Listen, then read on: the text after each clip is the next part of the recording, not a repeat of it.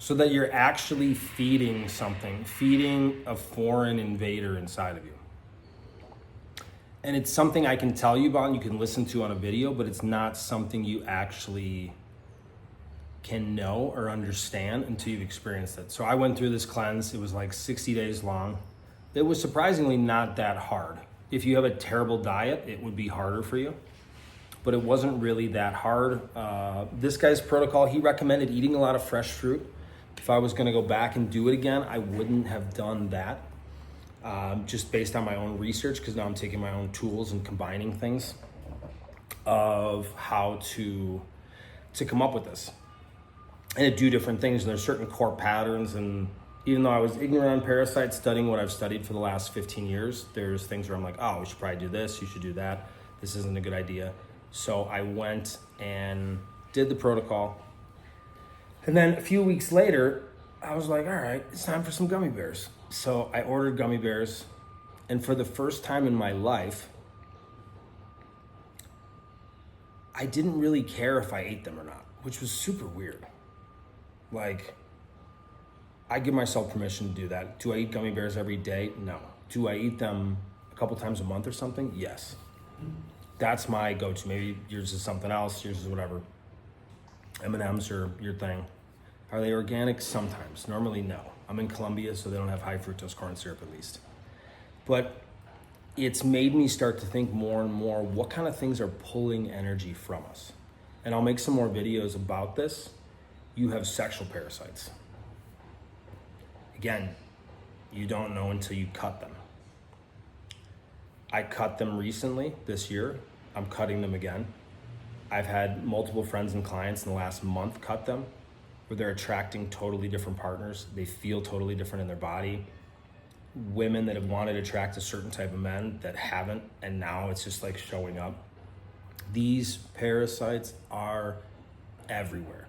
It's something that gets a little maybe woo-woo or esoteric. I was super resistant to doing this energetic sexual parasite type cleanse, where you're actually scrubbing things off your body. I'm like, I don't know if that's real. I mean, I've done stuff like that a little bit at ayahuasca retreats. You know, is that real? And I was shocked with the results. And I did the recommended protocol. I made some steps off, so I'm starting a new one. I did one a couple days ago, and then I'll be going into a new one in about 2 weeks. But there are these things sucking and pulling energy from you, and you'll think that it's you. That's the worst part. It's like the rat getting murdered by the cat and thinking that's them, and thinking that smell of cat urine meant happiness and it meant instant death.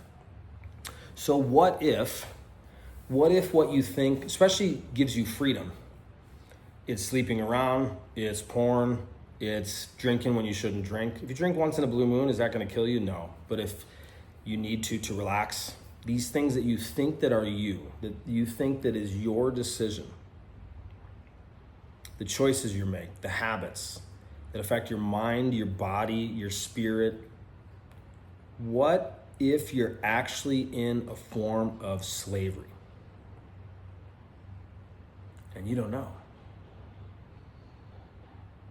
If you're enslaved in something where it's obvious, there's almost kind of an advantage to that, because you can go, all right, I got to break out of this job. I got to break out of this relationship. I got to break out of, I've always been in good shape. I gained 50 pounds. I got to break out of it. I'm aware I'm off. When you're not off and you have these things, and again, when I did this cleanse, I thought, okay, this is just like what do you call it? I'm cleansing my body. It made me feel physically radically different, but energetically different. And then it was another level as I stacked this energy cutting, this sexual cutting on top of that. These different things are pulling energy. I'm in the middle, I'm on day 4 or 5 of a candida cleanse right now.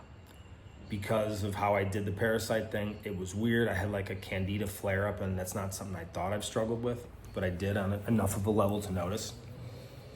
To think there's bacteria, yeasts, parasites that are making decisions for us.